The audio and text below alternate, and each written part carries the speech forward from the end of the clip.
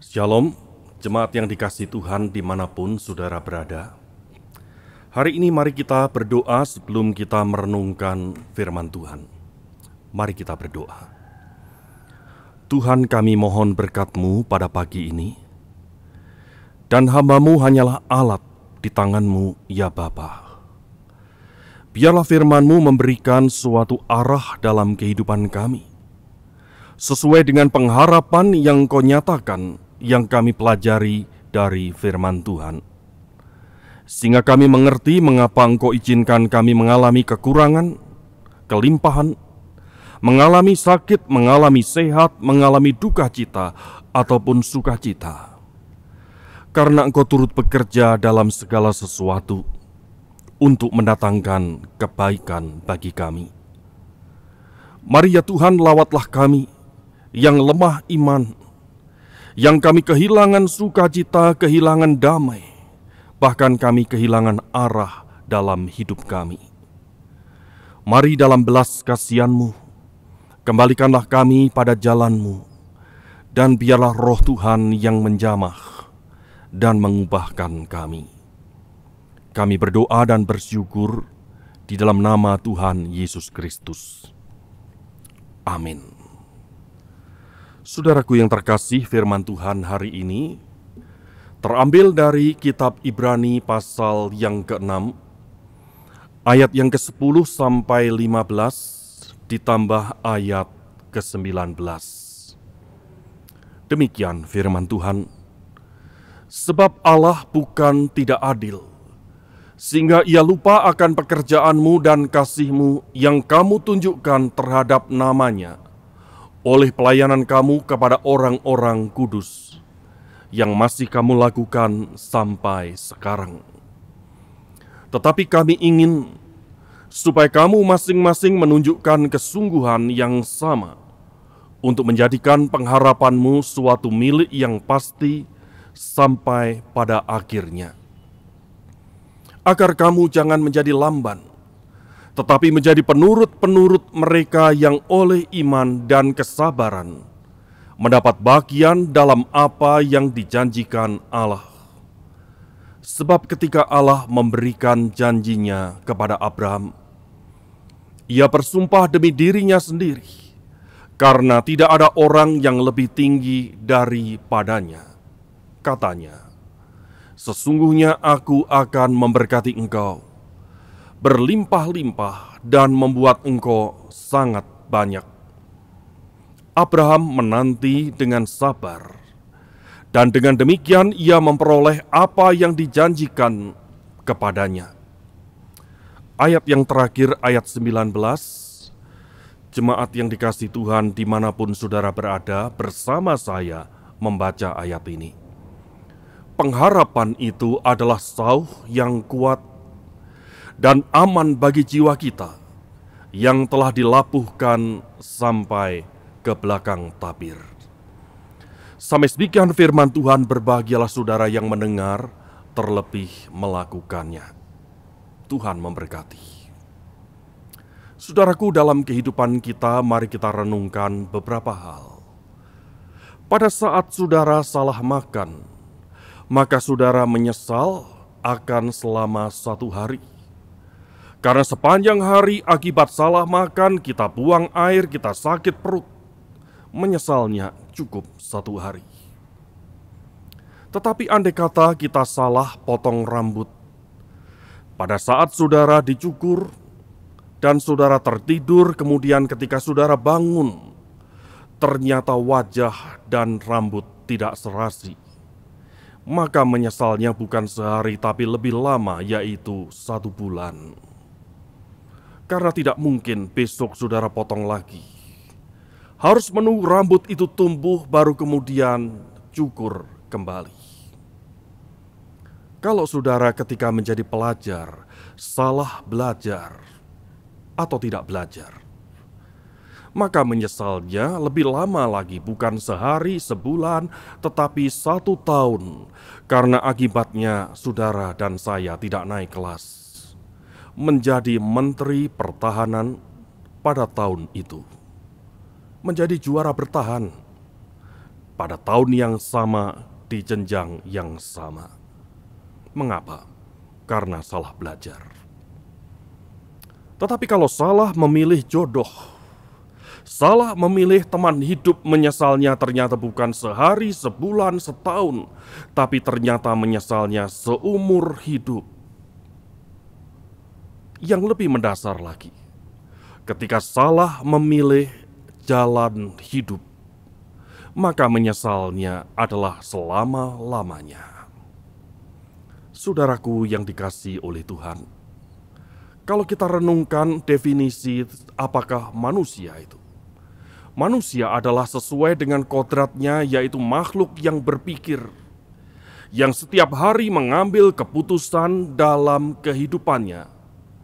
Dan area keputusan yang diambil itu ada area otoritas dan ada area waktu, saudara.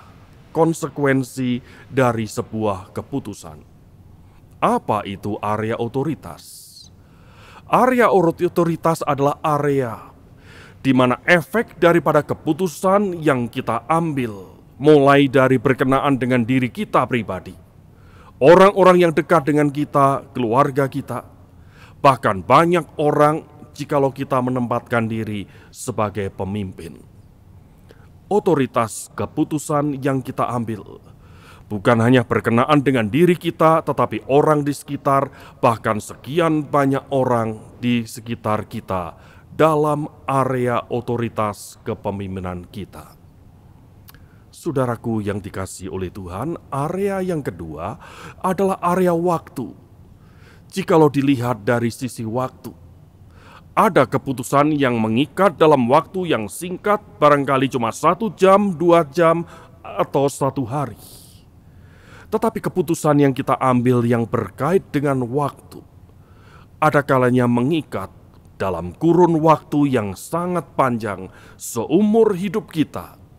Bahkan ketika seorang pemimpin mengambil keputusan, pemimpin itu barangkali sudah meninggalkan dunia ini, tetapi efek keputusan itu berimbas dari generasi demi generasi yang terjadi bahkan bisa berabad-abad. Saudaraku, mari kita telaah. Kita analisa berkait dengan keputusan dan kedua area, baik area otoritas dan area waktu itu. Ketika area 1 dan 2 tadi, waktu dan otoritas terintegrasi, dan keputusan itu ternyata keputusan yang salah, maka keputusan itu mengakibatkan suatu permasalahan yang rumit, yang panjang, yang bukan hanya bagi diri kita pengambil keputusan, tapi bagi banyak orang dalam kurun waktu yang lama. Kita ingat catatan Alkitab tentang Lot, mengambil keputusan yang salah, memilih Sodom dan Gomora, yang mengakibatkan Lot dengan sekeluarga hidup di tengah situasi yang sangat tidak gampang, yang berbeda cara hidup, cara pandangan, bahkan berbeda prinsip ketika menempatkan Allah itu ada di mana, saudara. Dan kita melihat akibat yang sangat tidak baik dari keputusan yang salah yang diambil oleh Lot. Kita ingat pula Raja Saul, ketika memutuskan mengambil dengan cara yang salah, efek keputusan itu bukan hanya pada dirinya sendiri, tetapi pada umat pilihan Tuhan yang selalu ada dalam kesulitan demi kesulitan di masa kepemimpinan Saul. Sebaliknya, saudaraku, jikalau keputusan itu yang terikat dalam area yang pertama dan kedua diambil secara benar, maka kita bisa melihat efek keputusan itu akan menjadi berkat dan berpengaruh bagi banyak orang dalam waktu yang lama, bahkan antar generasi. Catatan Alkitab, Abraham mengambil keputusan yang tepat, mengikuti janji Allah, dan sampai hari ini buah keputusan Abraham, saudara dan saya merasakannya, bukan? Saudaraku, apakah yang menjadi permasalahan? Alkitab menegaskan kepada saudara dan saya, kita semua manusia berdosa. Dan dosa itu membuat kita kerap kali lebih suka mengambil keputusan untuk menyenangkan hati kita. Dan mungkinkah dalam rusak totalnya manusia oleh karena dosa itu, manusia mampu mengambil keputusan yang benar di hadapan Allah? Ternyata seorang pun tidak. Alkitab menyaksikan kita semua orang berdosa dan kehilangan kemuliaan Allah. Keputusan yang kita ambil membuahkan jalan hidup yang bukan menyenangkan hati Tuhan, tapi mendukakan akan hati Tuhan. Keputusan yang membuahkan kehidupan yang kehilangan sukacita, kehilangan harapan, dan kehilangan arah dalam kehidupan ini. Tetapi saudara, bagaimanakah tokoh-tokoh di Alkitab itu mampu mengambil keputusan yang benar? Bukankah mereka juga manusia yang biasa yang sama dengan kita? Abraham manusia berdosa, Musa manusia berdosa, Daud manusia berdosa. Tetapi mengapa keputusan mereka tepat? Kita melihat semuanya itu hanya karena anugerah Allah. Hanya karena anugerahnya, saudara dan saya mampu mengambil keputusan untuk mengikuti akan pimpinannya. Saudaraku yang dikasihi Tuhan, seorang pendeta yang bernama Soren Abi Kierkegaard, pendeta gereja Lutheran dan dikenal dengan filsuf eksistensialis, dalam buku Fear and Trembling dikatakan latar belakang orang mengambil keputusan itu ada 3 tahap. Tahap yang pertama, tahap yang paling mendasar adalah tahap estetis. Keputusan diambil dengan latar belakang suka tidak suka. Kalau aku suka, aku mau. Kalau tidak suka, aku tidak mau. Saudara pilih makanan, tentu berdasarkan suka atau tidak suka. Ada capcay, pangsit mie, bakso, dan bakwan. Sederhana. Tetapi ternyata dalam hidup ini tidak semua hal bisa diputuskan dengan pertimbangan yang sangat sederhana berdasarkan suka atau tidak suka. Tahap kedua dalam keputusan adalah tahap etis atau dikenal dengan tahap normatif. Pengambilan keputusan bukan masalah suka atau tidak, tapi berdasarkan aturan, norma yang mengatur melatar belakangi kita mengambil keputusan. Ini lebih sulit, saudara. Mengapa?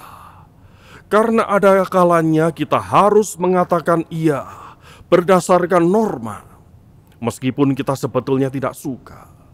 Ada kalanya kita suka, tetapi kita harus berkata tidak, karena ternyata tidak diperkenankan oleh norma yang mengatur.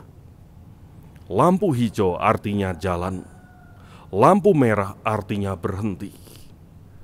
Lampu hijau saudara masih suka di tempat itu karena pemandangan bagus, tetap harus berjalan. Lampu merah saudara dan saya harus berhenti walaupun kita buru-buru.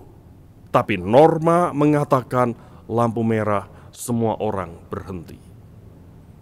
Ada banyak hal dalam hidup ini yang kita harus mengambil keputusan berdasarkan norma, entah tertulis ataupun tidak tertulis, yang kita harus mengikuti selaras dengan norma itu. Ini adalah keputusan etis.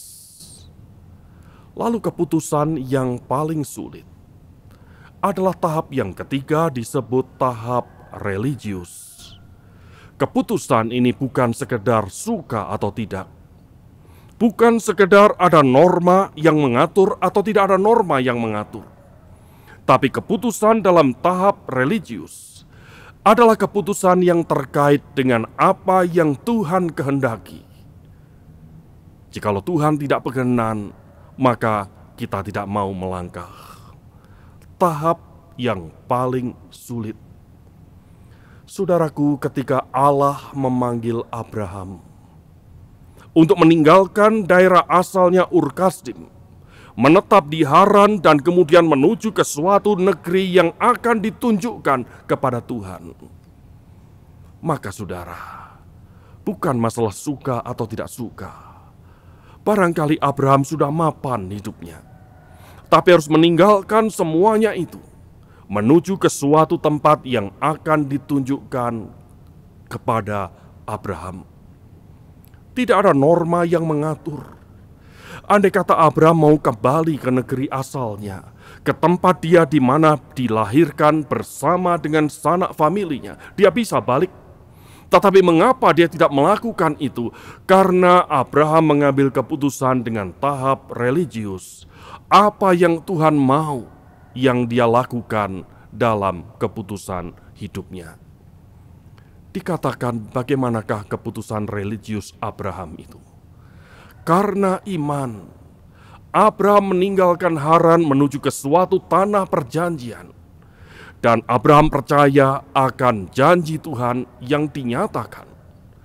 Dalam kitab Ibrani pasal yang pertama dikatakan, karena iman, Abraham taat ketika dia dipanggil untuk berangkat ke negeri yang akan diterimanya menjadi milik pusakanya.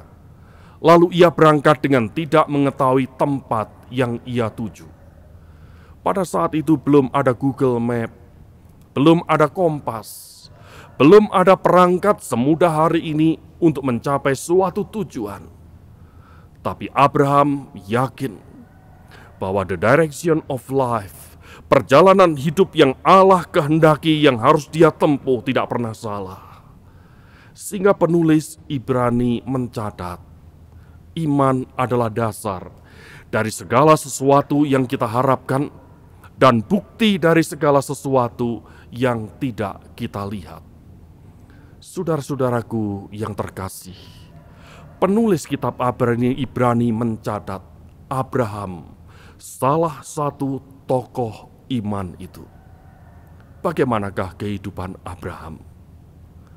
Saudaraku, pada umumnya ketika Alkitab menjelaskan, mencatat perjalanan hidup manusia, ternyata yang dicatat bukan sekedar sisi ideal life, sesuatu yang ideal, yang baik, sesuatu yang mulia. Tetapi Alkitab mencatat the real life, hidup sesuai dengan kenyataannya. Hidup Abraham bukan tanpa cacat dan celah. Abraham jatuh bangun dalam pergumulan hidup, dan terlalu banyak sisi kehidupan Abraham yang tidak masuk kriteria kekudusan di hadapan Allah. Tetapi mengapa Abraham menjadi saksi iman? Karena anugerah Allah itu di atas segalanya. Kita melihat Abraham, meskipun hidupnya penuh dengan cacat celah, jatuh bangun dalam pergumulan iman, jauh dari apa yang disebut sempurna, tapi dia memiliki ketekunan atas pengharapan yang Allah berikan. Sehingga muncullah makna hidup dari kehidupan Abraham. Sampai hari ini saudara dan saya merasakannya. Ketekunan apakah yang dapat kita pelajari dari perjalanan kehidupan Abraham? Kita akan melihat 4 macam ketekunan yang berkait dengan pengharapan yang dimiliki oleh Abraham. Yang pertama, saudara, adalah Abraham tekun menghadapi ketidakmengertian hidup ini. Ketekunan menghadapi ketidaktahuan, di mana ketekunan ini menghasilkan kerinduan, langkah hidup mencari pimpinan Tuhan. Abraham tidak tahu hari esok apa yang akan terjadi, kemana dia harus melangkah. Janji Tuhan hanya menunjukkan engkau pergi ke suatu tempat yang akan kutunjukkan kepadamu. Abraham percaya janji Tuhan. Saudara dan saya pada hari ini, bukankah kita sama tidak mengerti menghadapi hari esok kita? Kita tidak tahu apa yang akan terjadi. Besok kekurangan atau kelimpahan, sehat atau sakit. Dan ketidaktahuan itu adalah suatu hal yang kita hadapi dalam keterbatasan kita sebagai manusia. Kita hanya tahu apa yang telah berlalu dalam kehidupan kita dan apa yang sedang terjadi pada hari ini. Tetapi apa yang akan terjadi hari esok tidak ada seorang pun yang tahu. kecuali Allah di dalam kekekalannya, di dalam kedaulatannya, di dalam kemahatauannya. Disinilah saudara, ketika Abraham melihat dirinya yang penuh ketidakmengertian, ketidaktahuan akan hari esok, dia bukan mengandalkan apa yang menjadi bekal pribadi dalam kehidupannya, tetapi dia mengandalkan bagaimana Tuhan memimpin selangkah demi selangkah menyongsong hari esok hidupnya. Saudara dan saya tidak tahu akan hari esok, tetapi percayalah, Allah tahu apa yang lebih baik bagi hidup saudara dan saya. Kita hadapi ketidakmengertian ini dengan mencari tahu pimpinan Tuhan dalam langkah demi langkah menyongsong hari esok kita. Yang kedua, Abraham menghadapi ketidakpastian. Abraham menghadapi ujian menunggu. Allah menjanjikan engkau akan menjadi bapa segala bangsa. Keturunanmu akan menjadi sangat banyak. Tetapi ditunggu, dan ditunggu. Dari sejak Abraham menerima janji Tuhan, sampai Sarah menjadi tua, dan catatan Alkitab, Sarah sudah tidak mungkin memberikan keturunan. Abraham menghadapi ketidakpastian. Saudara-saudara yang dikasihi Tuhan, mengapa Tuhan mengizinkan Abraham menunggu dalam ketidakpastian? Entah berapa tahun yang harus ditunggu. Bahkan ketika Abraham menunggu dalam ketidaksabarannya, dia mengambil keputusan yang salah. Mengambil Hagar hambanya dan memiliki anak daripada Hagar. Tetapi Tuhan tidak berkenan dengan cara Abraham.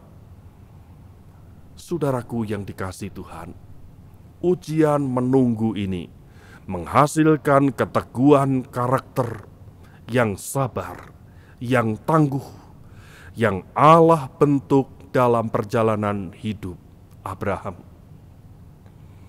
Saudara dan saya menghadapi ketidakpastian dalam hidup ini. Sampai kapan semuanya ini akan berakhir? Hal-hal yang barangkali kita rasakan sangat tidak enak, mengapa terjadi terus-menerus? Kapan semuanya ini akan berlalu? Kapan misteri kehidupan ini akan terungkap dan aku mendapatkan jawaban itu? Ingatlah saudara, waktu Tuhan itu akan indah pada waktunya. Dan selama kita menantikan waktu Tuhan yang indah itu, akan membentuk karakter yang indah, yang tangguh, yang luar biasa, yang Allah turut bekerja di dalam proses kehidupan yang saudara dan saya jalani. Yang ketiga, saudara, ketekunan yang dimiliki Abraham adalah ketika dia merasakan ketidakmungkinan yang dia sebut ketidak masuk akal akan sesuatu yang terjadi dalam kehidupannya. Dia melihat Sarah sudah mati bujuk, sudah tidak mungkin memberikan keturunan. Dan ternyata apa yang tidak mungkin bagi manusia, mungkin bagi Allah. Sesuatu yang seolah-olah kita harus menyeberangi suatu sungai yang tidak mungkin kita seberangi, yang arusnya terlalu deras. Atau bukit terjal yang tidak mungkin kita mendakinya, dan kita berkata, tidak mungkin aku melalui semuanya itu. Saudara, Abraham mengalami hal itu. Tidak mungkin aku memiliki keturunan dari Sarah. Tetapi hal apakah yang tidak mungkin di tangan Tuhan? Bukankah Allah adalah Allah yang tak terbatas? Rasio kita berkata tidak mungkin, tetapi Allah mampu berbuat sesuatu yang di luar kemampuan akal kita untuk bertindak tepat pada waktunya. Ketika Abraham menghadapi ketidakmungkinan, menghasilkan penyerahan yang mutlak kepada otoritas kehendak Allah. Dan catatan Alkitab akhirnya menyatakan, Abraham memiliki keturunan dari Sarah, anak perjanjian itu. Yang keempat, saudara, hal yang lebih sulit dalam perjalanan kehidupan Abraham, yaitu ketika Allah menghendaki, Allah memanggil dia memberikan yang terbaik, apa yang dia punya.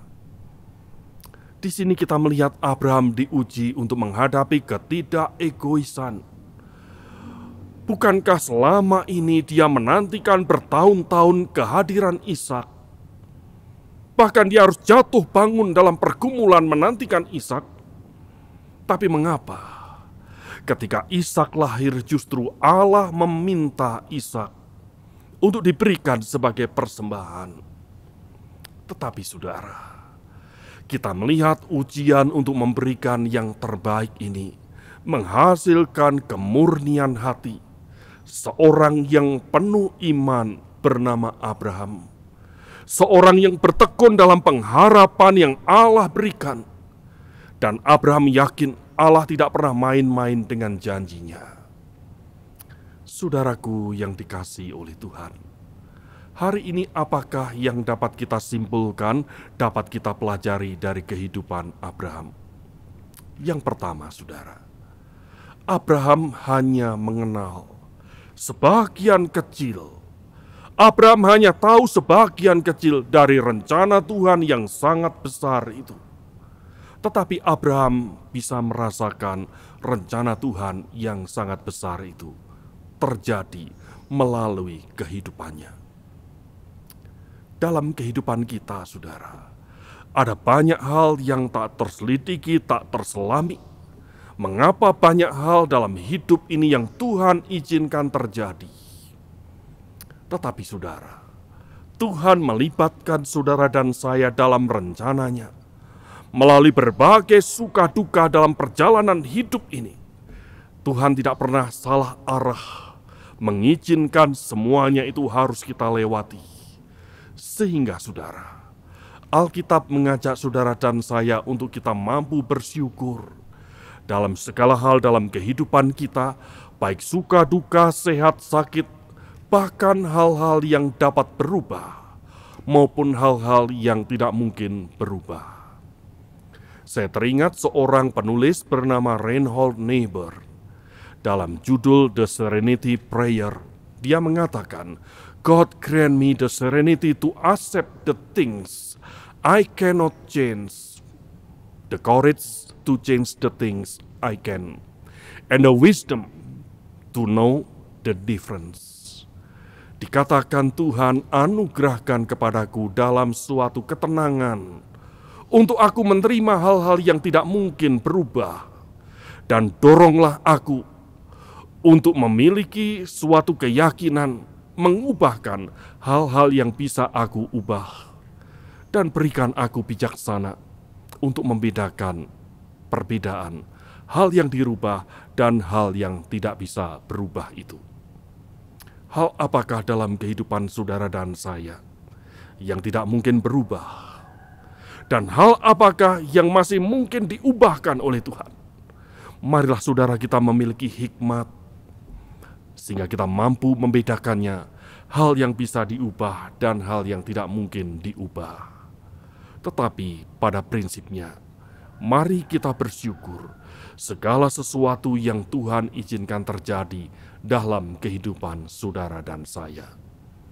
Hari ini saya merenungkan kehidupan saya, dibentuk dengan berbagai luka hidup, dengan berbagai kepahitan dan banyak ketidakmengertian ketika saya masa kanak-kanak dan masa remaja. Tetapi Tuhan memiliki suatu arah yang tidak pernah salah, menuntun selangkah demi selangkah menyongsong hari esok saudara dan saya. Saya yakin Allah yang sama di dalam Tuhan Yesus Kristus yang telah membawa perubahan dalam hidup saya, juga Allah yang sama yang mampu mengubahkan keadaan, menyongsong hari depan yang penuh pengharapan dalam setiap kehidupan saudara. Yang kedua, saudara, mari kita bertekun dalam pengharapan. When we walk, we work. When we pray, God works. Ketika kita bekerja, marilah kita bekerja. Tetapi ketika kita berdoa, Tuhan sedang bekerja untuk kita. Saudaraku, pada hari ini Tuhan tempatkan saudara dan saya di tengah tantangan zaman yang kian berat, kesempatan yang kian terbatas. Namun saudara, pengharapan itu tetap ada. Marilah saudaraku kita berjuang, melakukan apa yang terbaik, bukan untuk kepuasan diri kita pribadi, melainkan untuk memperkenankan hati Tuhan. Ingat saudaraku, pengharapan itu adalah sauh yang kuat dan aman bagi jiwa kita yang telah dilabuhkan sampai ke belakang tabir. Tuhan memberkati saudara, menguatkan saudara. Mari kita berdoa. Tuhan, dimanapun kami berada, ampunilah kami yang lemah iman, yang sudah kehilangan damai, kehilangan sukacita ketika melihat situasi yang berkembang melanda kami. Mari ya Tuhan, pulihkan hidup kami, dan kembalikan kami kepada arah hidup sesuai dengan pengharapan yang Kau berikan. Dan izinkanlah kami mengalami sukacita dan damai surgawi di situasi apapun yang sedang melanda kami, dimanapun Tuhan sedang tempatkan kami. Tuhan, kami bersyukur semuanya itu hanya karena anugerah-Mu. Marilah ya Tuhan, Kau menguatkan kami yang letih lesu dan berbeban berat, supaya kami beroleh kelegaan itu, supaya kami beroleh kekuatan itu untuk menanggung akan beban hidup kami. Kami yakin dan percaya Engkau turut bekerja dalam segala sesuatu untuk mendatangkan kebaikan bagi setiap kami. Kami berdoa di dalam nama Tuhan Yesus Kristus. Amin.